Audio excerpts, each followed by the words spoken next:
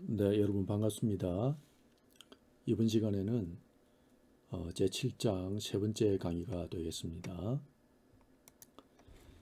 지난 시간에 우리가 이제 선형위상 FR 필터의 특성을 살펴보면서 1형, 그다음 2형, 3형, 4형 이렇게 네 가지 종류가 있다고 생각했습니다.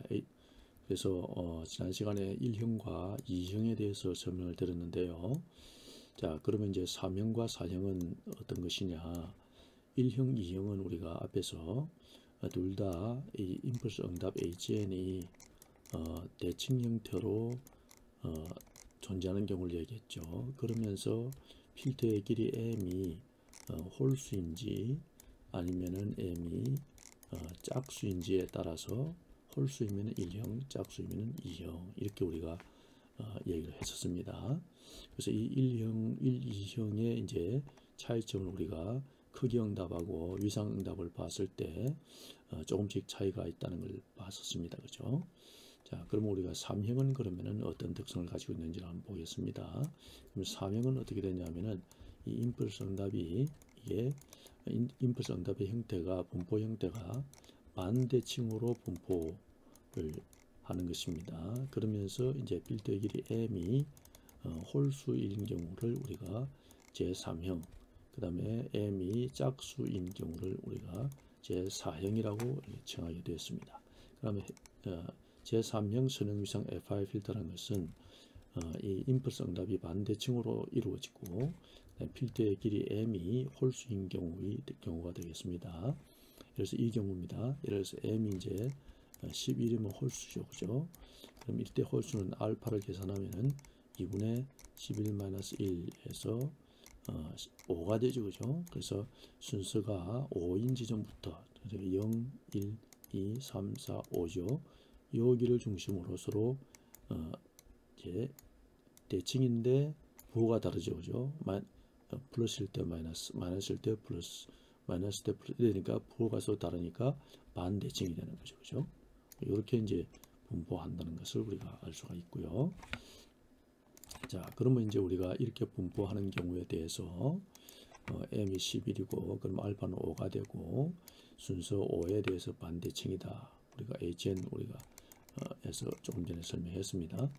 주파수 응답은 h 2의 오메가를 우리가 보면은 요걸 그냥 오메가 이렇게 써야 되겠네요. 그래서 h 오메가는 이제 요와 같은 식으로 주어지고 이번에 이제 이걸 cn으로 표시했습니다. 우리가 1형에서는 an, B형, 2형일 때는 bn으로 우리가 개수값을 얘기했습니다.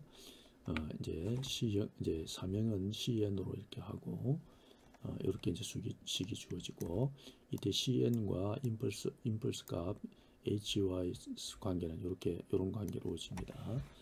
자, 그래서 이제 h 오메가를 우리가 주파수 응답을 우리가 구해보면은 n = 1에서 5까지죠. 그래서 요거는 이제 결국 크기가 1이 될 것이기 때문에 그냥 그대로 빼냅니다.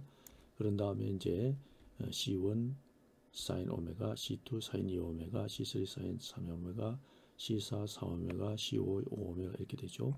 이제 C1은 이 식에 의해서 2배의 H4 이렇게 되고 C2는 2H3, C3은 2H2, C4는 2H1, C5는 2H0 이렇게 이제 대비를 해주겠죠.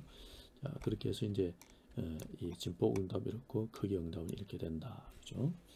자, 그럼 이걸 우리가 프로그램으로 한번 그 특성을 살펴보겠습니다.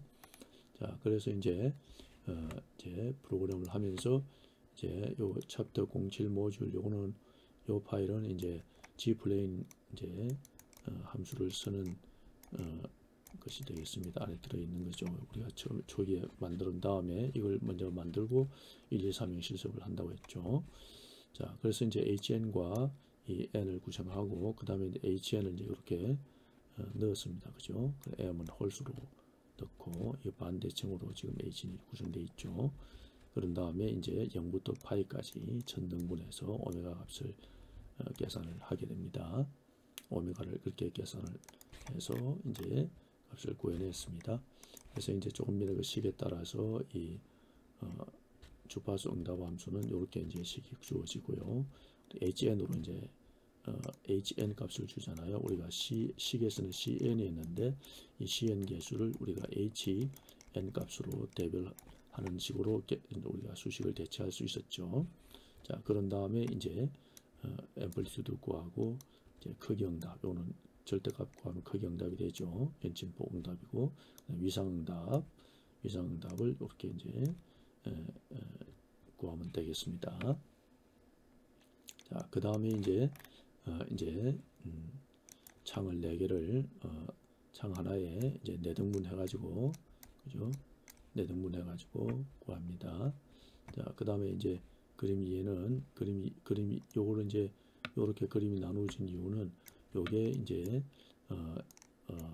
우리가 0점 극점 다이어그램 그리는 겁니다.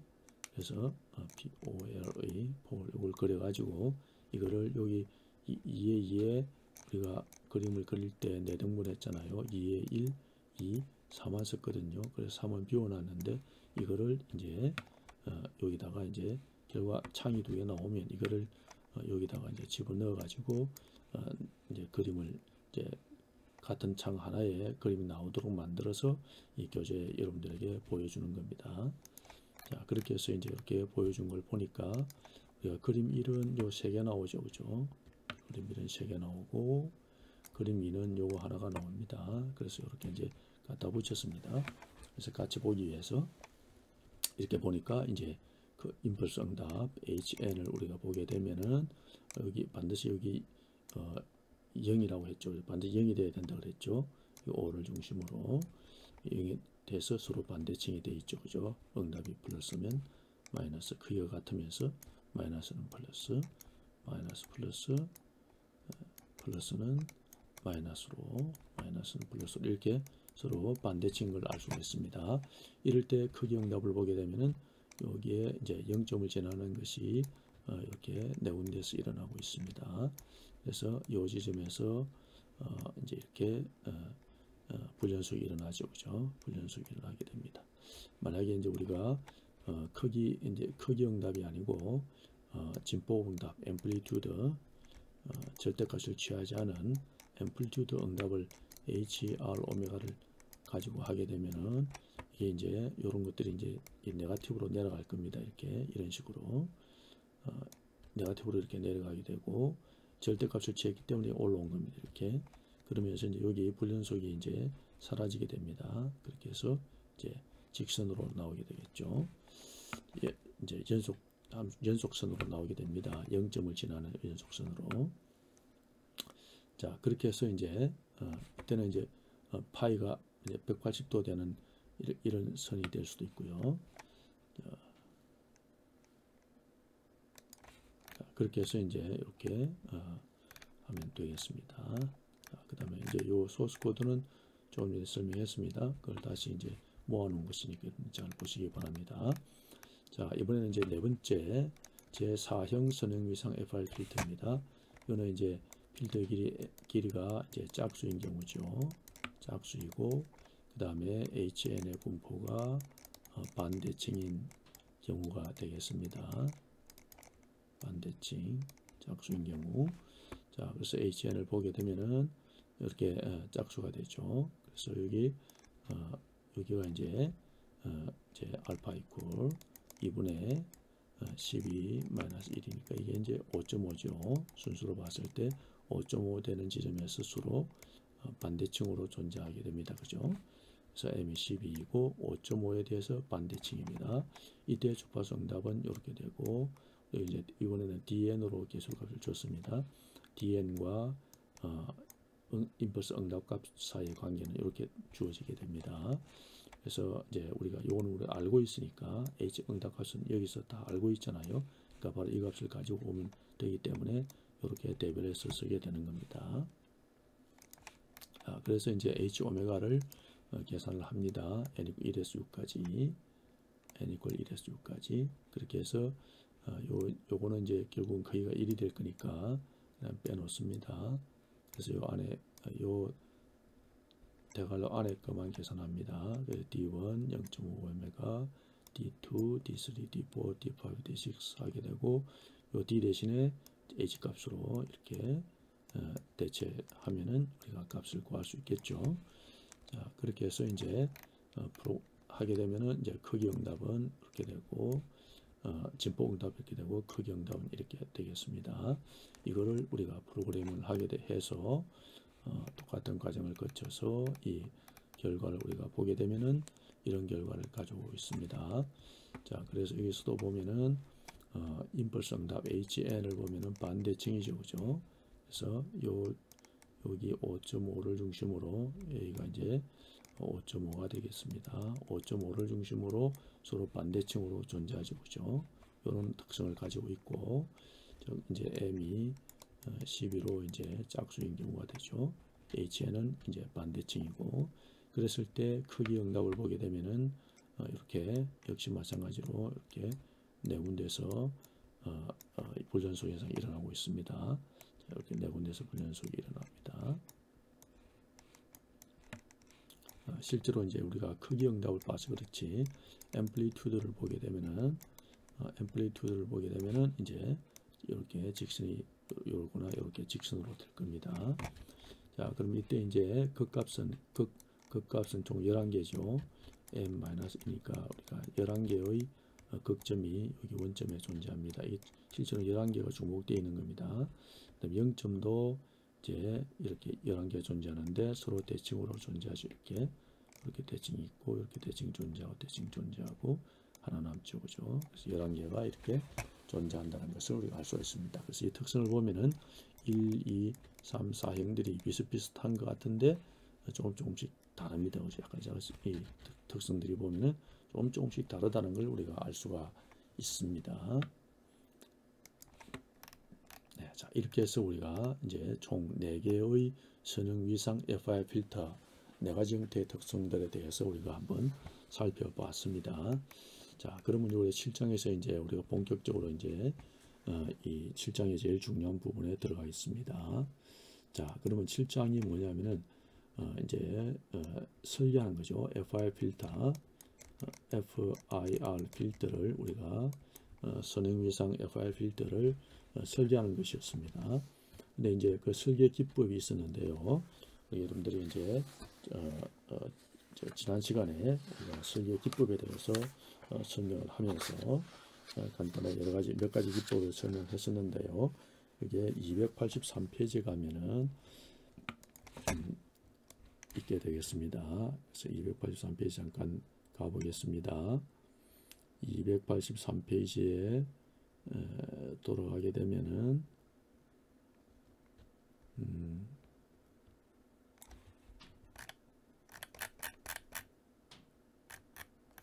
네, 여기서 보면 이제 필터를 설계하는 기법에서 3가지가 있는데 창 설계 기법이 있고 그 다음에 주파수 샘플링 설계 기법이 있고요. 그 다음에 최적 등리펄 설계 기법 이렇게 3가지 방법이 있다고 했습니다. 자, 그래서 우리가 이 장에서는 이 창 설계 기법과 그 다음에 최적 등리펄 설계 기법 이렇게 2가지를 우리가 공부를 하게 됩니다.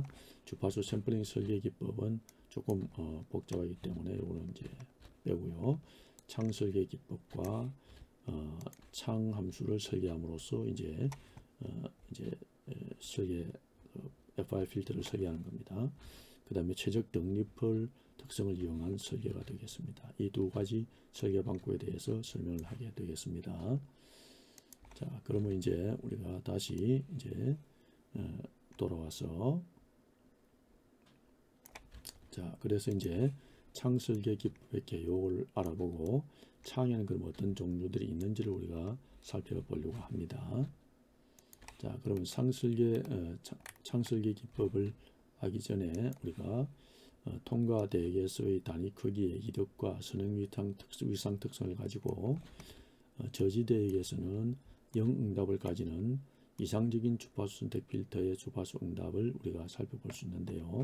그러니까 통과 대역에서는 이제 선형 위상 특성을 가져야 되고 저지 대역에서는 이제 응답이 없어야 되잖아요, 그죠? 그러니까 0으로 응답이 전혀 없는 그런 이상적인 주파수 선택 필터의 이제 주파수 응답을 우리가 살펴보겠습니다.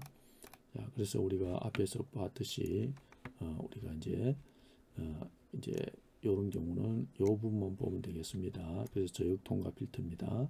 0에서 파이까지의 범위 중에서 여기 이제 컷오프 프리퀀시인데 이 프리퀀시의 이제 아래쪽 하위죠. 그래서 저주파 대역이 되겠습니다.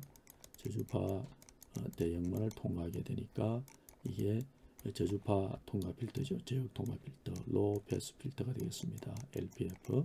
이상적인 것은 딱 이렇게 정확하게 여기서 딱 여기 0 응답이고 여기는 단위 응답 1이 딱 나와야 되겠죠. 그죠?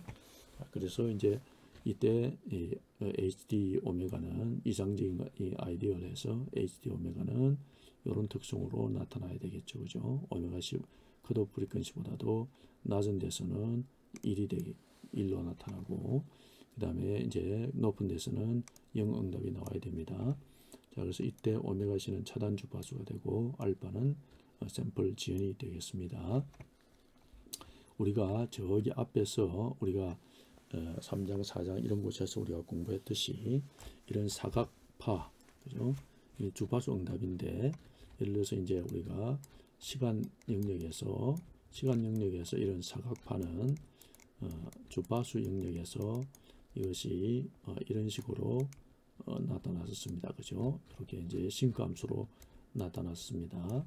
그 다음에 이제 이걸 역으로 이번에는 주파수 대역에서 이제 이렇게 되면은 주파수 대역에서 이런 분포를 가지게 되면은 시간 영역에서는 역시 마찬가지로 이런 영역으로 서로 역으로 이렇게 응답이 일어난다는 걸 알 수가 있습니다. 자, 그래서 이제 이 HDN을 우리가 임펄스 응답을 살펴보면은 이게 이제 싱크함수로 나타난다는 것을 알 수가 있게 됩니다. 이런 식으로 나타나게 되고, 자, 그래서 이제 이렇게 이제 HDN을 구하게 되면은 이제 이 구간이 무한 구간으로 나타나겠죠.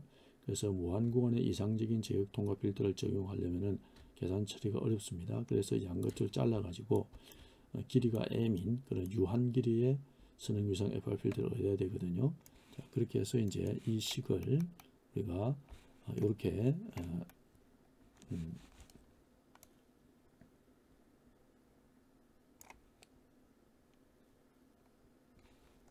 여기서 이제 이 식에 대해서 이거는 무한 구간식인데 이거를 유한 구간식으로 바꾸게 되면은 0에서 m-1 사이 여기는 이제 HDN 이렇게 들어오고 그 외 지역에서는 이제 0이 되도록 하면은 HN 이런 HN을 우리가 구하게 됩니다. 이럴 때 이상적인 요건 이제 요 특성이거든요. 이럴 때 이제 이거를 여기서부터 여기까지 이렇게 일정 구간을 요만한 일정 구간을 이제 잘라서 이제 유한 길이의 선행위상 FR 필터로 이제 만들려고 하는 겁니다. 그 이상적인 것은 이렇게 무한 구간으로 존재하게 되는데 이거를 이제 우리가 유한 구간으로 만들게 되겠습니다. 자, 그러니까 이제 우리가 여기서 살펴보면 이렇게 무한 구간인데 여기서부터 여기까지 이렇게 이제 유한 구간으로 잘라내려고 그러면은 이거를 우리가 이렇게 하면 되겠죠. 이 크기가 이게 1이고 이게 나머지는 영역에서는 0인 이런 사각창을 여기다가 곱하게 돼. 크기 1이니까 이걸 만약에 사각창을 윈도우 n이라고 하고 이게 이제 인풋 응답이 HN이잖아요. 그럼 이 HDN하고 이 HDN입니다. HDN하고 또 오메가 n을 서로 곱해보면 이 크기가 1이기 때문에 요 부분만 나타나겠죠. 그리고 이걸 우리가 HN이라고 한 겁니다. 그래서 이 HDN은 무한 구간의 인풋 응답인데 여기에다가 창함수를 하나 곱한 겁니다. 이렇게 곱하게 양쪽이 0이고 요 구간만 1인 이런 창을 곱하게 되면은 요런 응답이 나오겠죠. 요걸 우리가 HN 이렇게 얘기할 수 있겠습니다. 자, 그렇게 한 것이 이제 좀 설명했듯이 이 HDN에서 이상적인 무한 구간의 인풋 응답입니다. 거기에 대해서 창을 적용하게 해서 일부 구간을 잘랐습니다. 그래서 이 오메가 n은 이제 이 구간 0에서 m-1 사이 구간의 알파 여기서 이제 1이라고 하면 이제 단위 창이 되겠죠. 단위 크기가 되겠죠. 이 2, 3, 4로 할 수도 있고요. 자, 그래서 이럴 때 이제 m을 유한 길이를 m을 45로 했습니다. 그럼 0부터 45까지 이렇게 하게 되면은 이렇게 유한 구간으로 이렇게 잘라내게 됐습니다. 그래서 창이 가해진 상태가 되겠죠. 여기 이제 다시 말하면 HN이 된 것이죠. 이 HN은 조금 전에 설명했듯이 아이디얼 무한구간 창의 무한구간 응답에 대해서 오메가 n 요런 사각창을 우리가 곱하게 되면은 HN을 구해진다는 것이 되겠습니다. 자, 그래서 이제 우리가 이 식을 가지고서 생각해 보면은 HDN에다가 오메가를 곱하면 이게 이제 임펄스 응답 HN이잖아요. 이게 시간 영역에서의 곱은 주파수 영역에서는 컨볼루션이 대별되죠. 그죠? 그래서 이제 이상적인 제일통과 필터의 주파수 응답과 창함수의 주파수 응답 W 오메가 사이의 관계는 이런 관계가 주어진다는 거를 우리가 생각할 수가 있겠습니다. 자, 그래서 이걸 갖다가 전체를 도식적으로 보게 되면 이게 이제 예를 들어서 무한 구간의 어떤 아이디어란 이상적인 임펄스 응답으로 가정합시다. 여기에다가 어떤 특정 구간 0에서 n-1까지의 특정 구간의 크기가 알파인데 여기 1로 보십시다. 그리고 나머지 0인 이런 창으로 곱을 하게 됩니다. 그러면은 요 구간만 나오겠죠. HN으로 이렇게 나왔습니다. HDN 곱하기 오메가 n은 W로 합시다. WN 윈도우니까 WN은 HN 이렇게 되겠죠. 그럼 이제 이걸 갖다가 우리가 HD 오메가로 이렇게 시스템 응답, 주파수 응답 함수로 우리가 보게 되면은 이렇게 되겠죠. 이렇게 마이너스 오메가 C에서 컷오프 프리퀀시의 응답이 됩니다. 자, 그러면 이제 이때 우리가 여기는 이제 여기는 시간 영역, 이쪽은 시간 영역, 이쪽은 주파수 영역이 되겠습니다.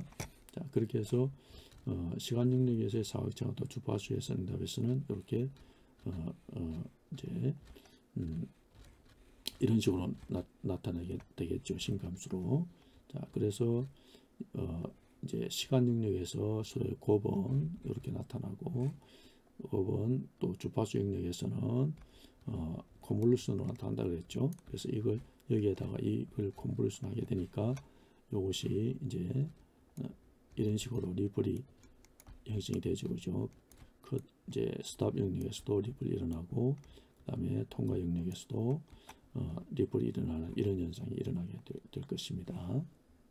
자, 그래서 이제 그러면은 이제 어떻게 되냐?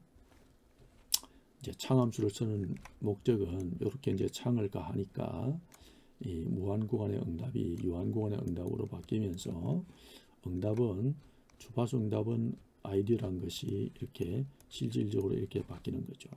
그러다 보니까 그러면 이제 주파수 응답이 이렇게 왜곡이 발생되고 있으니까 이거를 그러면 이 창을 어떤 창을 갖다가 여러 창을 갖다가 막 가해 보다 보면은 이 주파수 응답이 이때 실제 아이디어란 주파수 응답에 근접한 아주 닮은 그런 형태로 가지 있지 않을까요? 그래서 이제 이런 창을 여러 가지 종류를 창을 설계하는 거죠. 그래서 창 설계 기법이라는 것은 창 설계 기법에 의한 주파수 필터 설계라는 것은 이 창을 어떤 창을 쓰느냐, 이 창을 쓰는데 그러니까 주파수 응답이 아이디어란 주파수 응답에 거의 가까운 특성을 나타내는 그런 창을 여기에 이제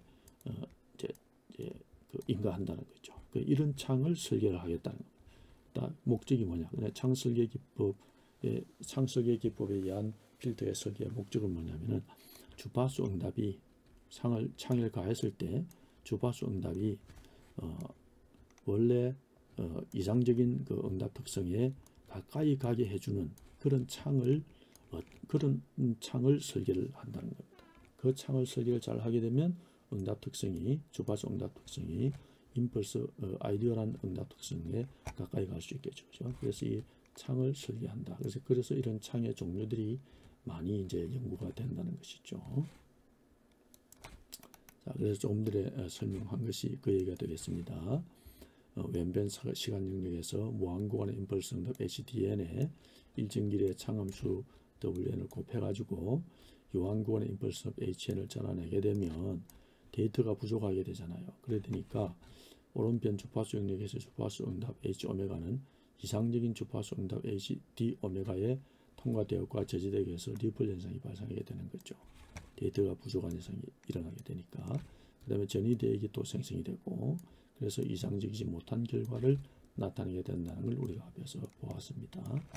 그러므로 임펄스 응답을 유한하게 함으로써 발생하는 주파수 응답의 왜곡이 일어났으니까 이 왜곡을 가능한 작게 만들어서 최대한 이상적인 주파수 응답에 가깝게 만들 수 있는 창이 있느냐, 그런 창을 만들 수 있느냐 하는 거죠. 그래서 창함수를 적용하는 것이 바로 창 설계 기법에 의한 FR 필터의 설계가 되겠습니다.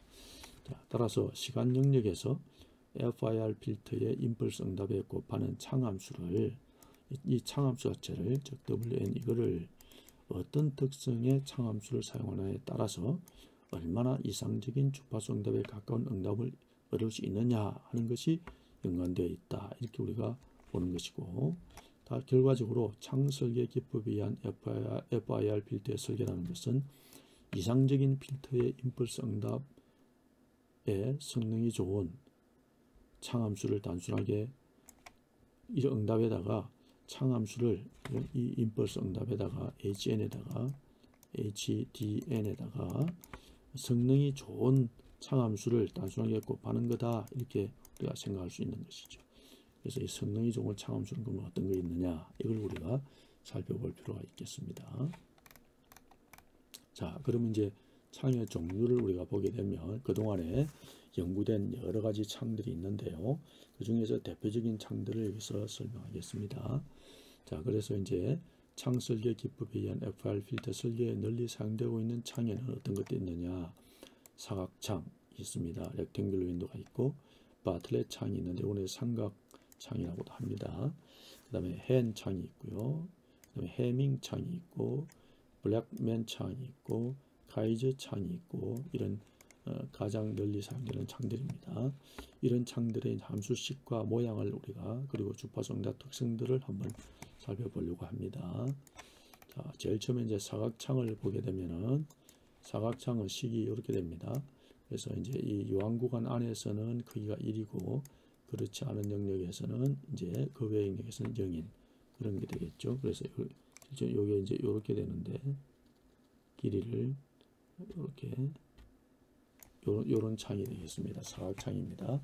이 사각창의 이 주파수 응답 특성을 보게 되면은 이제 데시벨로 나타냅니다. 그래서 이 마이너스 붙였는데 그냥 데시벨을 보면 되겠습니다. dB로. 자, 그래서 이제 여기서 이제 이렇게 필터가 되고 있습니다.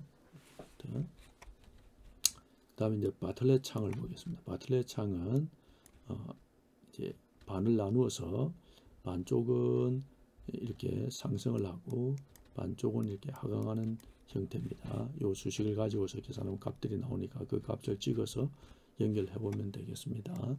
자, 그렇게 하니까 바틀렛 창을 보게 되면은 바틀렛 창은 이런 식으로 삼각형 형태가 되겠습니다. 여기를 중심으로요. 그 다음에 이제 주파수 응답 특성을 보게 되면은 이런 식으로 특성이 나타납니다. 그 다음에 이제 헨 창입니다. 그래서 해닝이라고 했는데 헨 윈도우가 되겠습니다. 헨 윈도우는 이제 요 삼각창보다는 조금 스무스하죠, 그죠? 스무스한 이렇게 됩니다. 그래 되니까 이제 이제 영응답 영역이 상당히 이렇게 줄어들죠. 이렇게 낮아져 버리는 것이죠. 그런 특성을 가지고 있습니다. 비슷한 것 같은데 이제 요 영역 여기가 주파수 이제 통과 영역이 됩니다. 요 영역은 이렇게 반으로 보면 되겠습니다. 대칭으로 보니까 이렇게 반을 보게 됩니다. 자, 이런 특성들을 가진다는 거 서로 비슷합니다, 그죠? 그래서 이제 다시 말하면 이 윈도우도 비슷하잖아요, 사실은. 그래서 비슷한데 특성이 조금씩 주파수 응답 특성이 또 조금씩 다르죠. 그래서 어떤 것이 좋다 하는 걸 우리가 보면은 이제 헨창 요 이제 주파수 그 창의 크기 모양이 이런 가우스 분포를 하기 때문에 사실은 hen창이나 이런 것들이 많이 쓰인다 이렇게 보면 되겠습니다. 그다음에 해밍입니다. 해밍도 hen창하고 비슷하죠. 비슷하게 생겼습니다. 근데 식은 좀 다릅니다. 그죠? 약간 다르죠. 앞에서 우리가 식만 보면은 이렇습니다. hen창은 이렇게 식이 주어지고 해밍창은 이렇게 됩니다. 자, 그래서 이걸 보게 되면은 이제 조금 다르죠. 식도 보면은 좀 다릅니다. 0.5 빼기 0.5 코사인 이랬는데 0.5 4고 이건 0.46입니다. 그럼 이런 걸 보면은 hen창을 조금 더 이런 숫자값만 조금 바꾸어 가지고 해명을 했는데 이렇게 보면은 주파수 응답 특성을 보게 되면은 이 HN은 비슷하죠, 그죠? 비슷하게 생겼는데 이 주파수 응답 특성을 보게 되면은 이렇게 이런 영역에서 그죠? 이렇게 이런 식으로 지금 이렇게 지금 올라갔습니다, 그죠? 올라갔지만은 마이너스 40 이렇게 대비해 보면은 거의 뭐 아래쪽에 있다는 걸 볼 수가 있습니다. 조금 비슷한데 특성이 약간 개선되는 특성이 있어 보입니다, 그죠? 자, 그 다음에 이제 블랙맨 창도 또 거의 비슷합니다.